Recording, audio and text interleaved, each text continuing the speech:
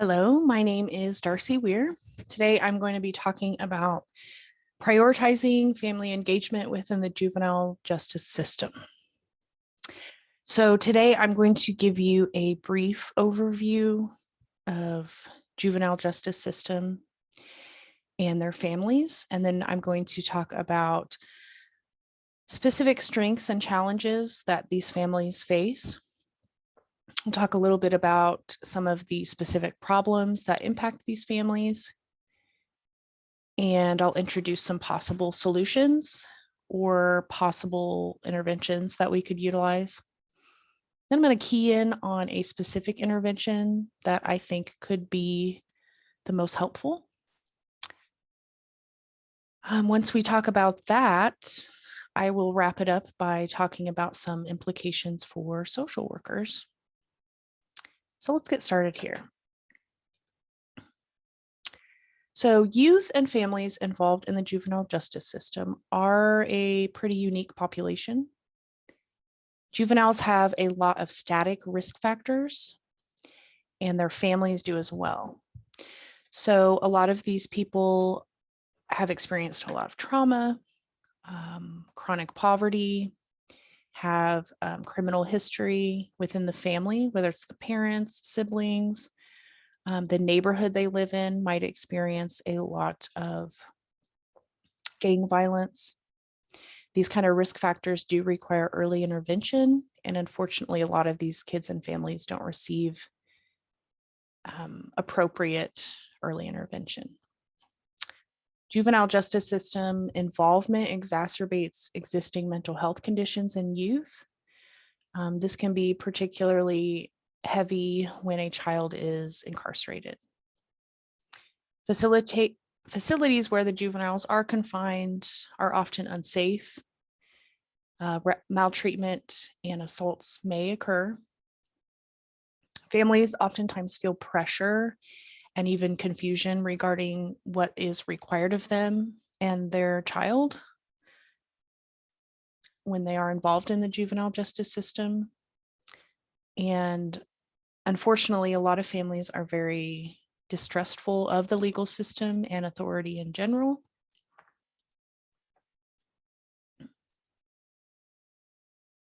This is a quote that I want to read because I feel like it sums up a large portion of why family engagement is so important when working with these specific families. A variety of research findings suggest that family is critical to the development of children and the main source of a child's primary emotional, social, and cultural and spiritual development.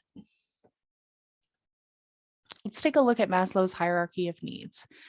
So this is something we've all seen many times, but if we look at the orange colored triangle here that says love and belonging, I want to highlight some of these specific needs that all humans need.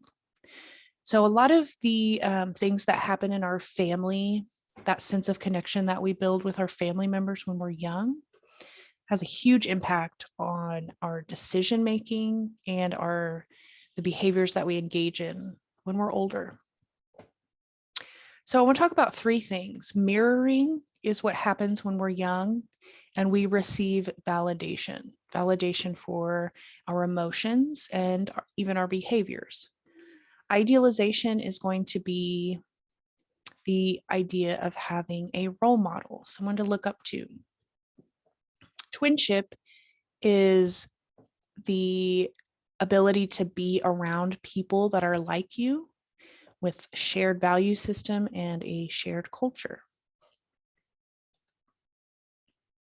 I do want to point out as well that social work's core values relate directly to working with this unique population, with these families. I want to highlight the importance of human relationships, especially. But of course, all six, I only have three on here, but all six of our core values as social workers do directly relate to working with justice-involved youth and their families. So some of the challenges of serving youth and families in what I call survival mode. So we have a lot of families, again, with a criminal history. Gang affiliation is very common. Parental modeling of inappropriate and illicit behaviors. Family conflict or disruption could be anything from a divorce, death in the family, constantly moving, community disorder or disorganization. A lot of these families have experienced collective trauma due to gang violence. I want to highlight race a little bit here. Again, this is going to be one of those things that is static, that we are not able to change. Black male youth are disproportionately detained, but also are 3 times more likely to be arrested, 5.6 times more likely to be detained, and 7.3 times more likely to be in secure confinement or prison. So this data was collected back in 2018, right here in Kansas. So it just shows you that disproportionality, low socioeconomic status, chronic poverty in particular, is going to be another common risk factor. Mental health diagnosis and trauma experienced by the parent or guardian. So maternal depression is particularly detrimental to the overall health and the well-being of the family as a whole. Of course, we have mental health diagnosis of the juvenile, could be anything from impulse problems like ADHD, substance use, conduct disorders, very common. I also want to point out that some parents just disagree with the perception that their child is at risk, whether they've already been involved in delinquent behavior, or if somebody on the outside is pinpointing them as at risk.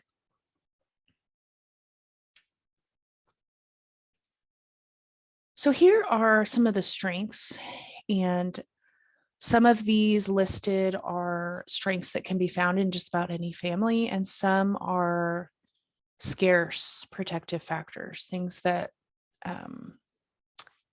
we're not always going to find or be able to change. So adaptability and resilience are going to be something that is pretty common in working with these families. I have never met families or youth that were more resilient than when I worked in the juvenile detention facility here in Sedgwick County. Having that presence of caring adults is going to be that most important and consistent protective factor for families dealing with multiple types of stress. So if a child is involved in their education, in sports, whether it's at school or some other YMCA or extracurricular activity, that can be very helpful. Simply having their healthcare and mental health care needs met makes a huge difference. Some families experience racial or cultural pride and adopt very strong spiritual values, are involved in church or other community activities that really strengthen the family. It's also good to keep in mind that most parents and families do desire improvement. It can just be very overwhelming to try to figure out how to get started. So specific problems that are worth addressing: increased support after incarceration. Support and family therapy services during incarceration would be extremely helpful, I believe. Here in Sedgwick County, once a child is detained, they can no longer use their state insurance.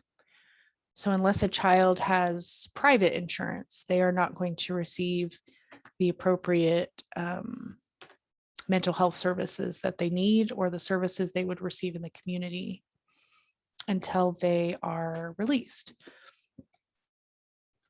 So I see this individual rehabilitation approach needing to be shifted towards something more family oriented and relationship based.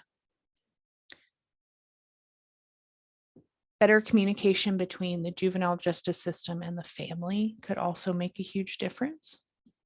I think it could strengthen and change, maybe shift some of that distrust that parents tend to feel towards the juvenile justice system and the criminal justice system in general. So more family involvement during incarceration would include more visitation.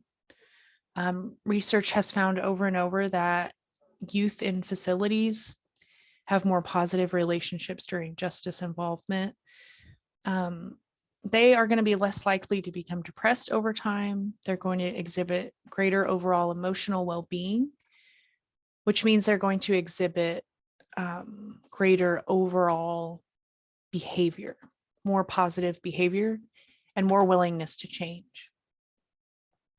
So family systems theory really highlights the value in collaboration. A family with shared experience would include experiencing their trauma together, experiencing their triumph together, and hopefully experiencing therapy and intervention together.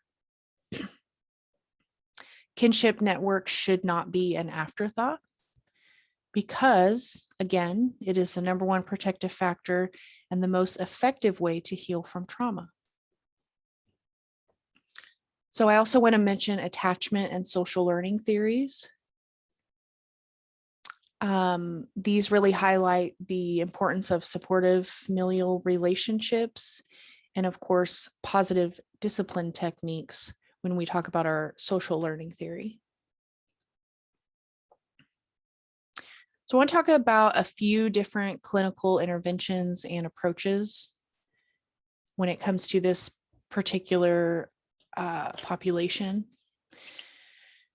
So I want to mention the Parent Project, which is a specific parent education program, and it targets parents who have children involved in drugs, alcohol, violence, or maybe just have poor attendance at school.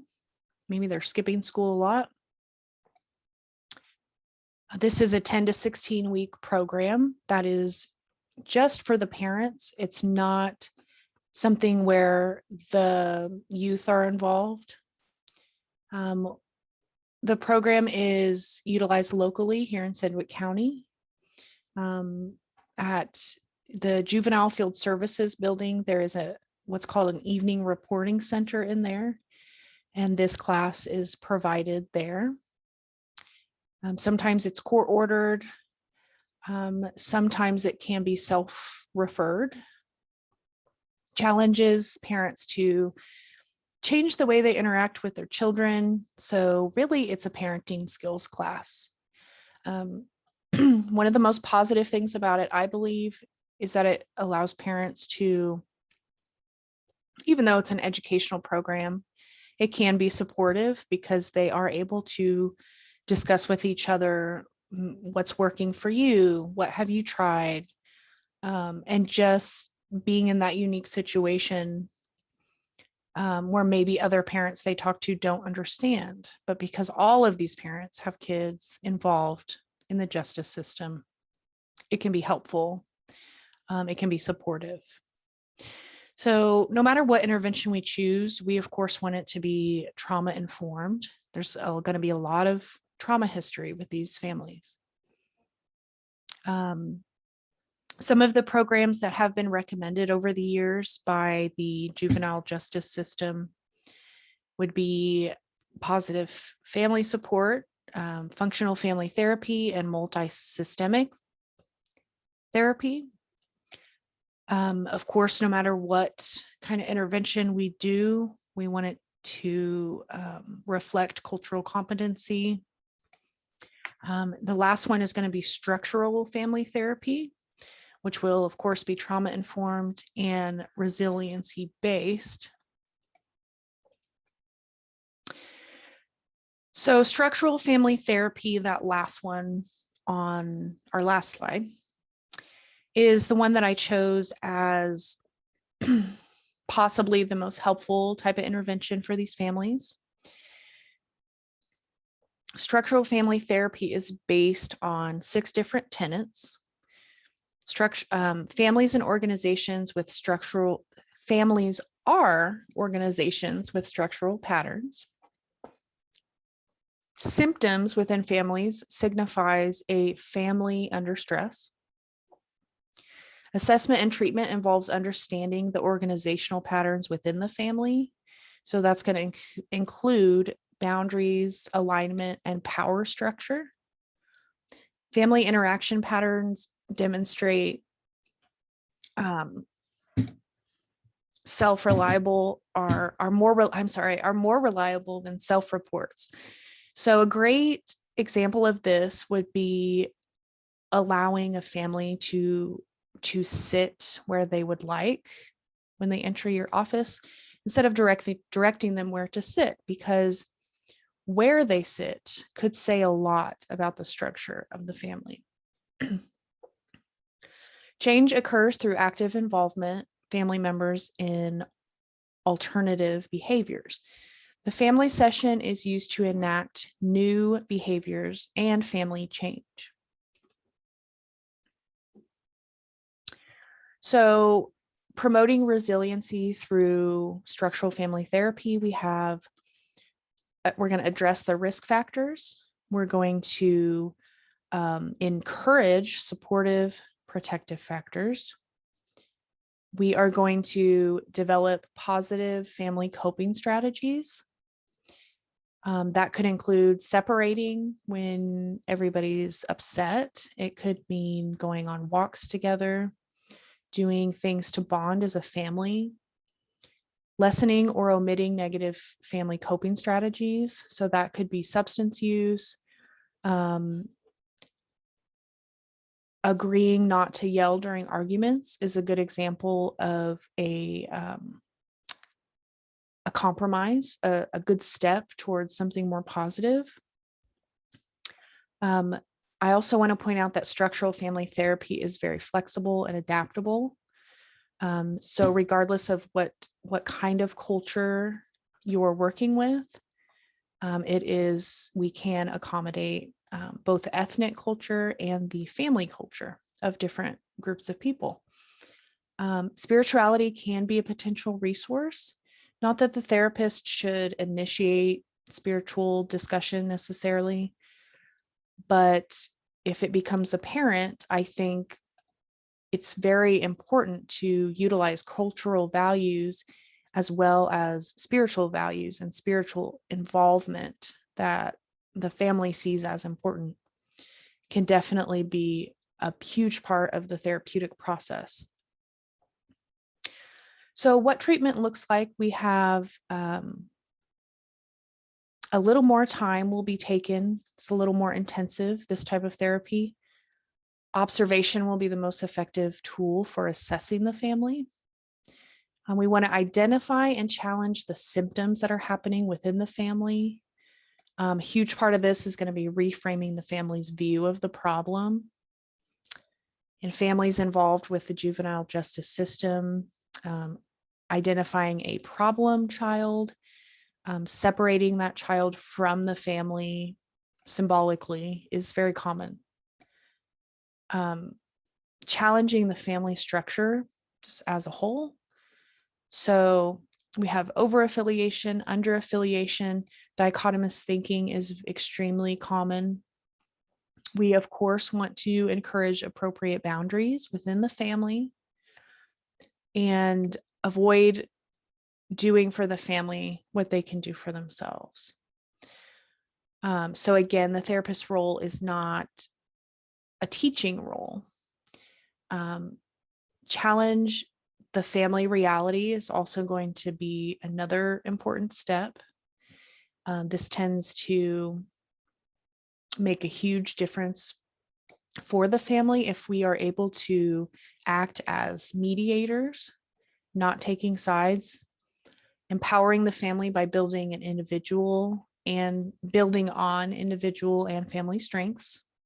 So the ultimate goal is to replace the family's negative reality with more constructive conceptions of the family and what the family is, what it means, how it runs. So the reason family engagement is important for justice-involved youth in particular, family engagement helps hold youth accountable and assist them with carrying out the obligations set by the court. The family can advocate for and help to articulate the needs of the youth. Families and service providers share decision-making responsibilities when they are engaged. We also, of course, want to encourage a lot of information and resource sharing that is not possible without family engagement. So some of the implications for social work as we come to a conclusion here. The main one is really helping to remove that stigma by working with families involved in the criminal legal system or juveniles in particular. We're able to begin kind of breaking down those barriers that even within social work do exist. We are able to practice our cultural competency, whether it's through family culture, ethnic culture, or even understanding gang culture and understanding different socioeconomic status. It's a great way to initiate policy change and to initiate advocacy efforts. So I am going to wrap it up. That is the end of my presentation, and I just want to thank you for tuning in.